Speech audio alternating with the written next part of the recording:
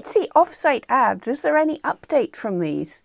Yes, there kinda is. So it's been a wee while since Etsy Offsite ads were announced, and if you haven't seen my videos in this playlist, you really need to check them out. Everyone now should have access to their dashboard, so I thought this was a good time to go poking about. Let's have a look at what this would be costing us and if there have been any updates. Firstly, a couple of weeks ago there was an email from Josh, the CEO of Etsy, with an update based on this current global crisis. In part of it, he let us know that Etsy will be investing $5 million in offsite ads until the end of April. This will hopefully increase traffic a little bit to the whole of Etsy, and it's at no cost to ourselves. And also, we will not be charged for Etsy offsite ads until at least the 1st of May. So this gives us a bit more time to gather data. Although, of course, times are not usual just now,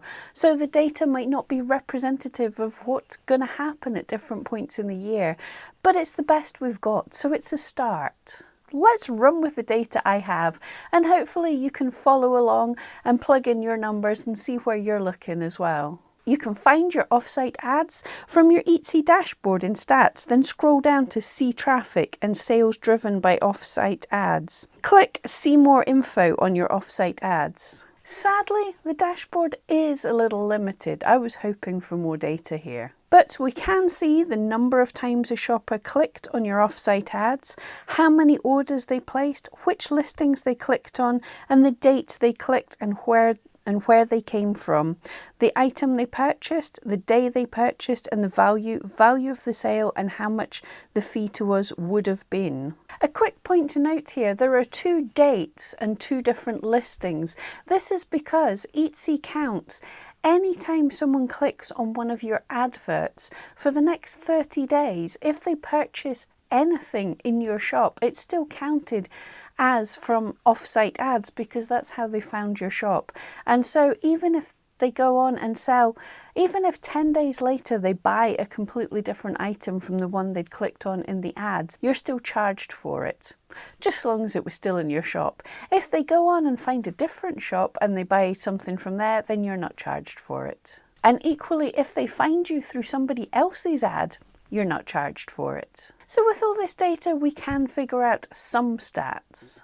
Although they're fairly basic for me because at the minute I just don't have enough data points to say they're statistically significant.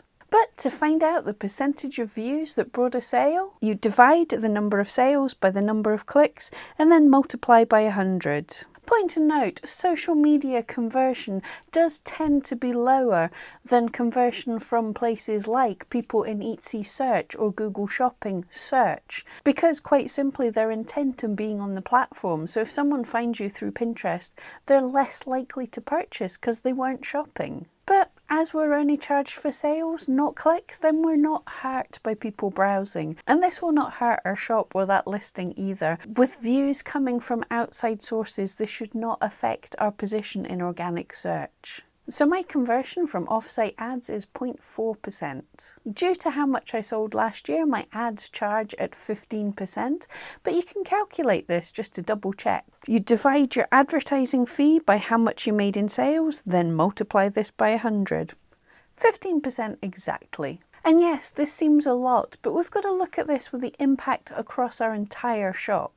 So it looks like our first sale counted here was from the 1st of March. So I'm going to look at my stats from this time period as well. So in that time period, I got 13 orders. Offsite ads brought me 25% orders. Without them, I would have only had 10 orders for the month. And 23% of my revenue came from offsite ads for that period.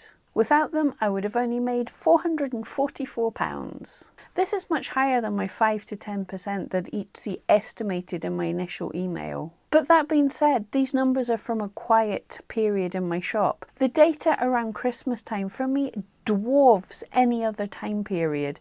So really, to get proper numbers, I would have to wait till after Christmas. But we can only run the numbers we've got so far. So far for this time period, £19.95 divided by the £577.50, then multiplied by 100, tells me I would have had to increase my prices by 3.5% to cover the increased fees. Which for me, with my margins, that's okay. My raw materials are low cost, my items are high time investment rather than high raw materials investment.